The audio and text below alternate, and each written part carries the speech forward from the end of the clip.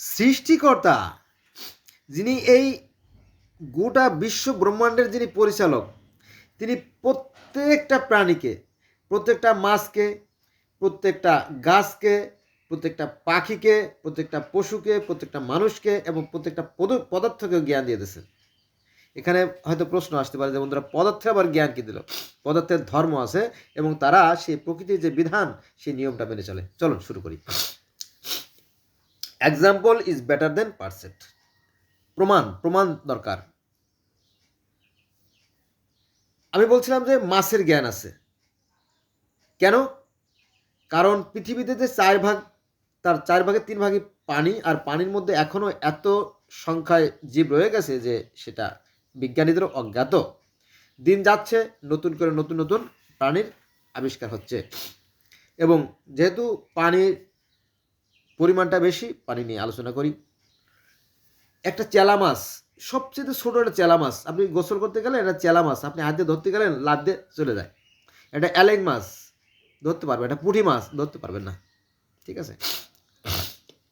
আপনি গোসল করতে গেছেন, যদিও আমি কথাটা বারবার বলছি, আপনি গোসল করতে গেছেন নদীর ঘাটে বা পুকুর ঘাটে অথবা দিঘির পাড়ে।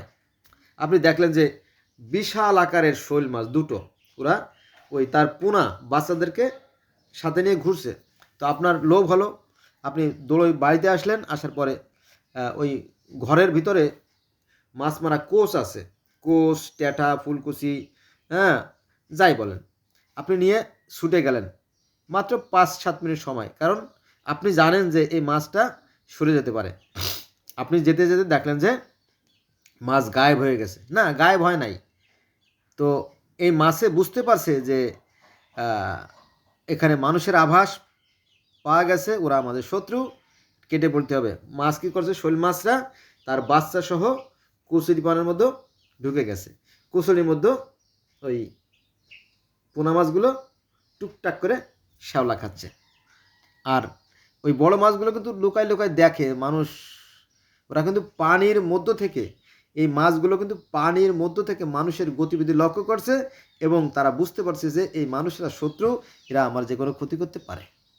তারা মাছগুলো লুকাই গেল। হতে পারে সেটা টাকি মাছের পোনা, হতে পারে সেটা শৈল মাছের পোনা, হতে পারে সেটা চিতল মাছের পোনা, হতে পারে সেটা অন্য কোনো বোয়াল মাছ। বোয়াল মাছও কিন্তু তাওয়া তৈরি করে। তাওয়া মানে কি? ওই কাদার ভিতরে ওরা এক প্রকার ঘর তৈরি করে, লেজ দিয়ে কাদাগুলো সরায় একটা গর্ত তৈরি করে, ওই গর্তের মধ্যে ওরা ডিম পাড়ে, তারপরে নির্দিষ্ট সময় পরে ওই ডিম ফুটে বাচ্চা বের হয়।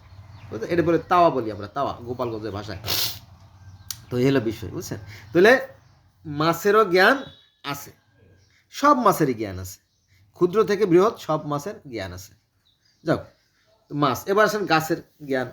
তো ভাই, গাছের আবার জ্ঞান হয় নাকি? ওরা তো কোনো ইউনিভার্সিটি লেখাপড়া করে না, ওরা কোনো হাই স্কুল, তারপরে ওই মদিনা ইউনিভার্সিটি থেকে বড় বড় ডিগ্রি, আল আজহার বিশ্ববিদ্যালয় থেকে বড় বড় ডিগ্রি, ক্যামব্রিজ, অক্সফোর্ড, হ্যাঁ, এরকম বড় বড় যে সমস্ত, হ্যাঁ, হার্ভার্ড বিশ্ববিদ্যালয়, ওখান থেকে কোনো ডিগ্রি আনে না। ডিগ্রির দরকার নাই। সৃষ্টিকর্তা জ্ঞান দিয়েই সৃষ্টি করছে। আপনি যদি দেখেন যে প্রকৃতিতে যে যে কোনো গাছ, যে কোনো গাছ, এই 11 লক্ষ গাছের ভিতরে যে কোনো গাছ, ওরা কিন্তু আলোর দিকে ধায়। আলো, আলো যেদিক থেকে আলো আসে সেই দিকে কিন্তু ডালপালাগুলো ওরা স্ট্রেট এভাবে সোজা উপর দিকে উঠে যায়, কিন্তু তার মুখটা সামান্য ওই উপরে যে কোমল অংশটা, সেটা সূর্যের দিকে থাকে। ভালো করে খেয়াল করবেন, সূর্যের দিকে থাকে। কারণ কি জানেন? ওই সূর্যের তাপের কারণে গাছগুলো কিন্তু খাদ্য উৎপাদন করে, ফলে গাছের পুষ্টি সাধন হয়, তারা বেড়ে ওঠে, তারা ফুল দেয়, ফল দেয়, হ্যাঁ, এবং মানুষকে রক্ষা করে, মানে প্রাণীকুলকে রক্ষা করে এই গাছ। যে কোনো গাছ, যেটা আমরা দেখতে পারি না সেটা, অথবা বৃহৎ যে কোনো গাছ, এটা জীবের জীবন রক্ষাকারী উপাদান। গাছে অক্সিজেন ছাড়ে বলেই আমরা পৃথিবীর প্রত্যেকটা প্রাণী, মাছ, পাখি, জীবজন্তু, মানুষ, সবাই আমরা বেঁচে থাকি। কিন্তু অতএব গাছ না বাঁচলে আমরা বাঁচব না। বুঝা গেছে? আজকের আলোচনা ওঠে না, আজকের আলোচনা যে মাছ গাছেরও যে জ্ঞান আছে সেই বিষয়ে আলোচনা। মনে করেন যে সকালবেলা 10টার সময় দেখলেন যে রেন্টি গাছগুলো পাতা মেলে আছে, কিন্তু আপনি দেখলেন যে বিকেলবেলা যখন রোদের তাপ কমে গেছে তখন ওই রেন্টি গাছগুলো কী করে জানেন, এইভাবে দেখেন আমার হাতটা, এইভাবে যে পাতাগুলো থাকে এগুলো এভাবে মিশে যায়, প্রত্যেকটা লাখ লাখ পাতা, লক্ষ লক্ষ পাতা এভাবে মিশে যায়, মিশে ওরা ঘুমায়, বিশ্রাম নেয়। কে? রেন্টি গাছ, কড়াই গাছ, তারপরে আপনার আরও কিছু গাছ আছে শহরে দেখবেন ছোটো ছোটো পাতা ওই আইল্যান্ডের উপরে লাগায়, আমি ওর নাম বলতে পারবো না, আমি জানি না।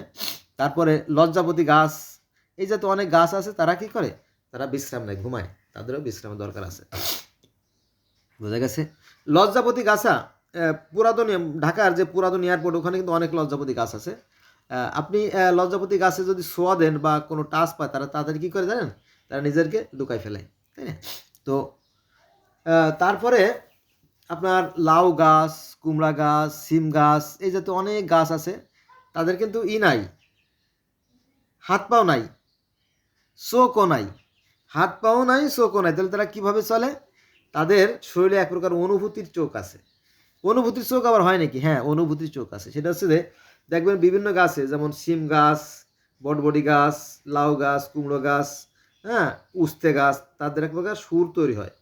তারপরে আপনার কি বলবো, অনেক যেমন পুঁইশাক গাছ, ওরা ওই সূর্যের আলোর দিকে ধায় ধায় আর ওরা নিজেদেরকে রক্ষা করার জন্য তারপরে আপনার বিভিন্ন ধরনের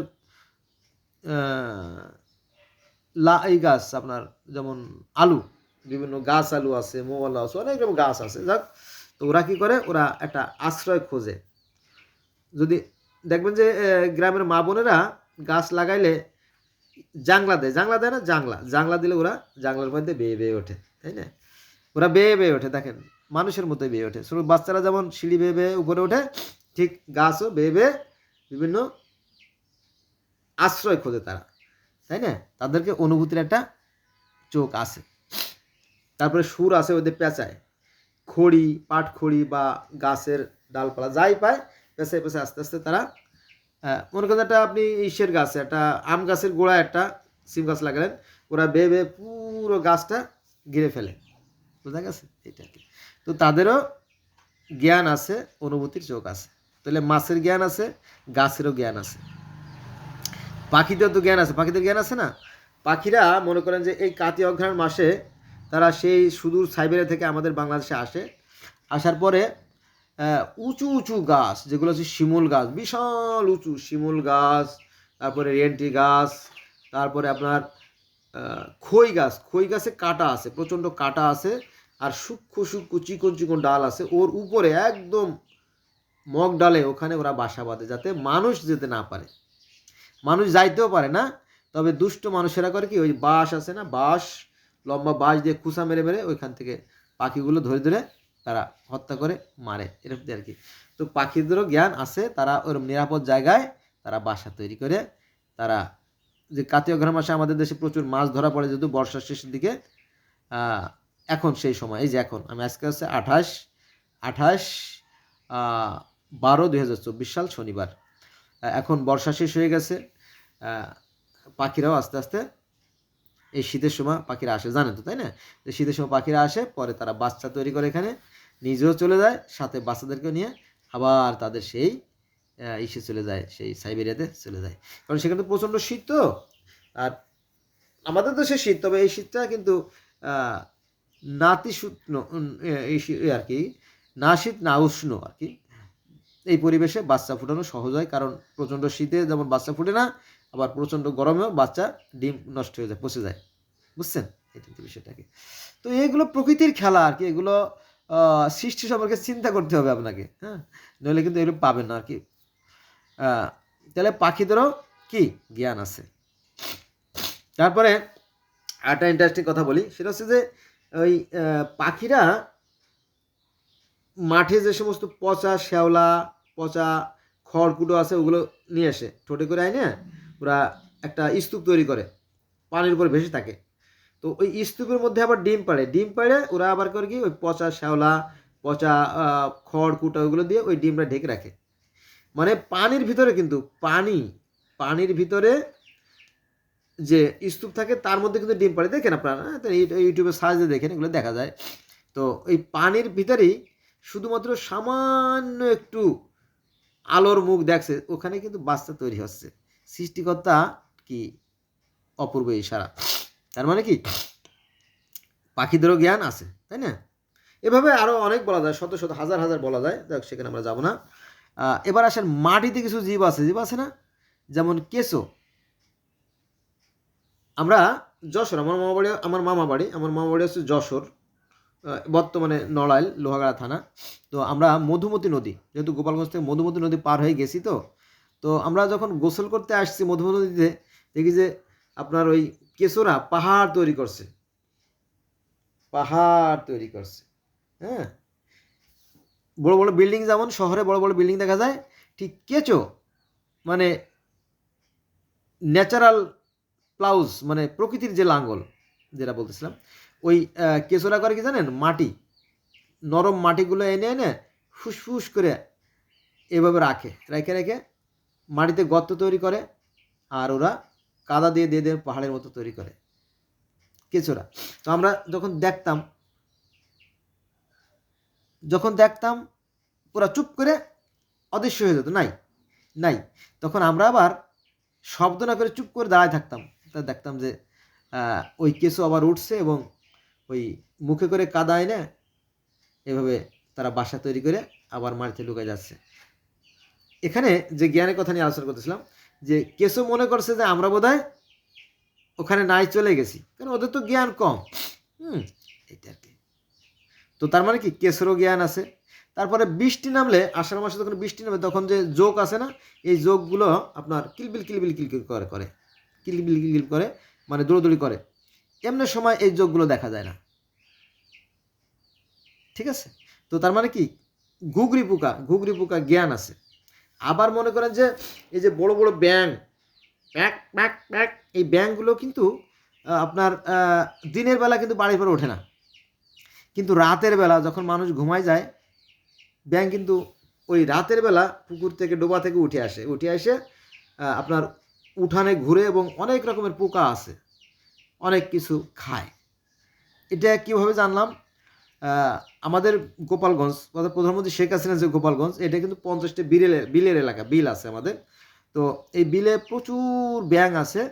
যারা নিম্ন শ্রেণীর মানুষ বা গরিব মানুষ, তারা রাতের বেলা বাঁশের আগায় করে নেট তৈরি করে, নেট হালকা নেট দিয়ে ওই হেরিকেনের আলো বা টর্চের আলো দিয়ে ব্যাংকগুলো ধরে বস্তায় ভরে বিদেশে পাঠান দেয়, চায়না বা অন্যান্য বিদেশে এই ব্যাংকগুলো চালান দেয়, মানে রপ্তানি করে আর কি। আচ্ছা, তো এইগুলো আমরা জানতাম যে এই ব্যাংকগুলো, আর ওই আষাঢ় মাসে তো প্যাক প্যাক প্যাক করে গোটা এলাকা একেবারে তছনছ করে ফেলে, গরম করে ফেলে, হ্যাঁ, ঘ্যাং করতে। অবশ্য এখন ব্যাঙের পরিমাণ কমে গেছে, এখন ওই কীটনাশক দেওয়ার ফলে ব্যাঙগুলো বিলুপ্ত হয়ে গেছে। প্রকৃতিতে সেই শামুক, ঝিনুক, ব্যাঙ সেগুলো আর নাই। এটা কিন্তু আমরা আমাদের কপালে লাথি মারতেছি। যাক, যেটা বলছিলাম, তাহলে আমরা মাছেরও জ্ঞান পাইলাম, গাছেরও জ্ঞান পাইলাম, আর পাখিরও জ্ঞান পাইলাম, আর অন্যান্য যে ছোটো ছোটো আমাদের দৃষ্টির অগোচরে যে সমস্ত প্রাণীরা বসবাস করে তাদেরও জ্ঞান আছে। এমনকি আপনার ঘরের পাশে টুনি তারও জ্ঞান আছে যে কখন ওই গর্তে ঢুকতে হবে, তাই না? কারণ ঘরের পাশে নিরাপদ, কিন্তু এখানে কিন্তু সাপ, তারপরে আপনার শিয়াল, কুকুর, বন্যপ্রাণীরা আক্রমণ কম করবে, কিন্তু মানুষ যেখানে চলাচল করে সেখানে আমার নিরাপদের জন্য পাখিরা আপনার ঘরের আশেপাশে আনাচে কানাচে দোয়েল পাখি, তারপরে টুনটুনি পাখিরা কিন্তু বাসা বাঁধে, দেখবেন। হ্যাঁ, আপনার চোখের সামনে ফ্রুত করে উঠে যাচ্ছে, কিন্তু চোখ বাসার মধ্যে ঢুকবে না, কারণ আপনি টের পাইলে ওর খবর আছে, তাই না? টুনটুনি পাখিরা ঘরের আশেপাশে বাধা বাঁধে, কিন্তু মানুষ বুঝতে পারে না কোথায় বাসা বাঁধছে। ওরা এত ব্রেনি। এখানে কিন্তু চিন্তাশীলদের জন্য অনেক কিছু শিকার আছে। তারপরে মানুষের তো জ্ঞান আছে, জানেন, তাই না? মানুষ তো বিখ্যাত, মানুষ পিঁপড়ে মারে পাড়াইয়া, হাতি মারে গুলি করিয়া, তিমি মাছ মারে হারপুন দিয়ে, যেটা আমি আগেও বলছি এখনও বলি, তাই না? এভাবে হরিণ মারে, বাঘ মারে, সিংহ মারে, হ্যাঁ, কুত্তা মারে, বিলেই মারে, সাপ মারে, সব তছনছ করে ফেলাইছে মানুষ। আবার নিজেদের শ্রেষ্ঠ মনে করে, মানে সব ধ্বংসের মূলে এই মানুষ আবার নিজেদের শ্রেষ্ঠ মনে করে। ঠিক আছে বাবা, করো তুমি, তাতে আমার কোনো সমস্যা নেই, বুঝা গেছে? এটা তবে জ্ঞান দরকার, জ্ঞান ততটুকু দরকার যতটুকু আমার প্রয়োজন, কিন্তু অতিরিক্ত জ্ঞান আবার ভালো না। তাহলে আমরা দেখলাম যে সবারই জ্ঞান আছে। এবার পদার্থের আবার জ্ঞান হয় নাকি? হ্যাঁ, পদার্থের জ্ঞান আছে। পদার্থ সৃষ্টিকর্তার বিধানকে অলঙ্ঘন করে না, সে সঠিকভাবে মানে। যেটা বারবার আমি বলছি, আবারও বলি, please above all my request, don't mind, মনে কিছু করবেন না। কারণ এত অতীব গুরুত্বপূর্ণ বিষয়, এই জন্য বলতেছি। পদার্থকে ভাঙলে পদার্থর যে বৈশিষ্ট্য, যে গুণাবলী, সেটা সে বজায় রাখে, পরিবর্তন হয় না। লোহাকে ধরে রাখে, মোমকে ধরে রাখে, তাই না, নির্দিষ্ট পন্থায়। পদার্থকে ভাঙলে প্রথমে অণু, তারপরে পরমাণু, তারপরে ইলেকট্রন, তারপরে প্রোটন, তারপরে আলফা কণা, ডিউটেরিয়াম, অ্যান্টি ইলেকট্রন, অ্যান্টিপ্রোটন, অনেক ধরনের উপাদান আছে আর কি। আর আমি তো এখন তো বুড়ো হয়ে গেছি, সেই সায়েন্সের লেখাপড়া তো এখন নাই। কত মৌলিক পদার্থ আরও নতুন করে আবিষ্কৃত হয়েছে, এটা আমি বলতে পারবো না আর কি। যাক, তো ওই নিউক্লিয়াসকে কেন্দ্র করে পদার্থ ঘুরে। হ্যাঁ, আমাদের কোষের, আমাদের দেহের যে, আমাদের দেহ গঠনের যে একক কোষ, তারও কিন্তু বৈশিষ্ট্য আছে। সেও কিন্তু সেই নিউক্লিয়াসকে কেন্দ্র করে কি একটা নির্দিষ্ট শেপে সে থাকে, এইটার বিষয়। তো আসলে সৃষ্টি শক্তি বা সৃষ্টিকর্তা যিনি, তিনি মহান। তিনি একটা নিয়মের মাধ্যমে কিন্তু সব কিছু পরিচালনা করতেছেন সূক্ষ্মভাবে। হ্যাঁ, তো বিজ্ঞানীরা যারা, তারা বিজ্ঞানীরা সৃষ্টিকর্তা অস্বীকার করে না, এবং তারা বলে থাকে যে এই যে বিশ্ব ব্রহ্মাণ্ড সুশৃঙ্খল ও সুনিয়ন্ত্রিত পরিচালিত হচ্ছে, নিঃসন্দেহের পিছনে একটা শক্তি আছে, সেই শক্তিকে পৃথিবী বিভিন্ন মানে বিভিন্ন ডাকে। হ্যাঁ, ধর্ম অমূলক কিছু না। ওই যে আমি কোরআন থেকে বলছিলাম যে সূরা নূরের 25 নম্বর আয়াতে যে সৃষ্টিকর্তা আছে আকাশ এবং পৃথিবীর জ্যোতি, এবং সৃষ্টিকর্তাকে চর্মচক্ষু ধরে দেখার সময় সূরা আনামের 103, আর হচ্ছে আপনার সূরা আয়াত নম্বর 51, যেখানে বলা হয়েছে মানুষের এমন কোনো স্বাধীন সৃষ্টিকর্তাকে দেখে, তাই না, এটা আর কি। তো আবার জ্ঞানীরা কিন্তু তাকে দেখতে পারে। তিনি আছেন সর্বকিছুর ভিতরে, সব কিছুর মধ্যে। তিনি পানির সাথেও আছেন, মাটির সাথেও আছেন, বাতাসের সাথেও আছেন, সব কিছুর সাথে আছেন। এই জন্য মানুষরা কিন্তু সৃষ্টি সে উষালগ্নে প্রথম দিকে কিন্তু এই প্রকৃতির পূজা করতো। হ্যাঁ, বিভিন্ন শক্তিকে আরাধনা করত। সেই শক্তিকে আরাধনা করা মানে কি, সেই সৃষ্টিকর্তাকে আরাধনা করা, এইটা আর কি। মানে না আর কি।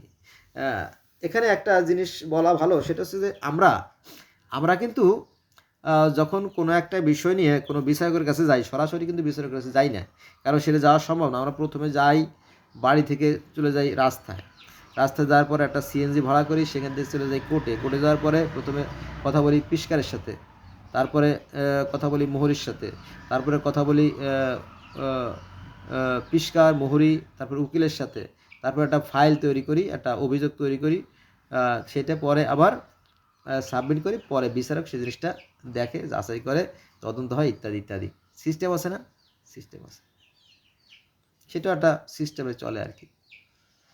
এই হলো বিষয়। কিন্তু মুসলমানরা এই সিস্টেমটা ব্রেক করে ফেলে, বলে যে না, সৃষ্টিকর্তা একজনই, তিনি সব। হ্যাঁ, কথা তো সত্যি, কারণ এই যে পৃথিবী, আমরা যে পৃথিবীতে বসবাস করতেছি, এই পৃথিবীটাকে একটা অদৃশ্য শক্তি দ্বারা, একটা ম্যাগনেটিক ফিল্ড দ্বারা কিন্তু নিয়ন্ত্রিত এবং সুরক্ষিত, জানেন তো, তাই না, এটা সত্য। ঠিক আবার সূর্যটাও কিন্তু একটা যে বলয় বা একটা শক্তি দ্বারা নিয়ন্ত্রিত, তাই না। তো এই যে অদৃশ্য শক্তি আসলে দেখা যায় না, কিন্তু আবার পৃথিবীর প্রত্যেকটা মানুষ কিন্তু সেই শক্তিকে বিশ্বাস করে যে একটা শক্তি আছে। সমস্যা কোথায় দিলে, তাই না। এখন সবচেয়ে বড় যে বিষয়টা, সেটা হচ্ছে যে আমরা এগুলোকে কতটুকু মানি। আমরা তো মানি না। অধিকাংশ লোক দুষ্টু, নিজের বিষয়টাও যেমন চিন্তা করে না, মানে নিজের বিষয়টাও যেমন চিন্তা করে না, সৃষ্টিকর্তার যে শক্তি সে সময় চিন্তা করে না। অধিকাংশ লোক দুষ্ট। বিশেষ করে আমাদের বাংলাদেশের কথা বলি, দেখবেন যে রাস্তাঘাটে চলা যায় না, ময়লা আবর্জনা ফেলে তছনছ করে ফেলেছে। আপনি ঘরের থেকে বেরোয়ছেন, অফিস যাবেন, দেখবেন যে আপনার ঘরের দরজায় কে জানি গতকালকের সেই এঁটে জুটা বা মাছের আঁশটা ফেলায় রাখছে, কি একটা বিশ্রী কাণ্ড কারখানা। আপনি জিজ্ঞেস করেন, এই কে ফেলাইছে রে, কেউ শিকার যাবে না।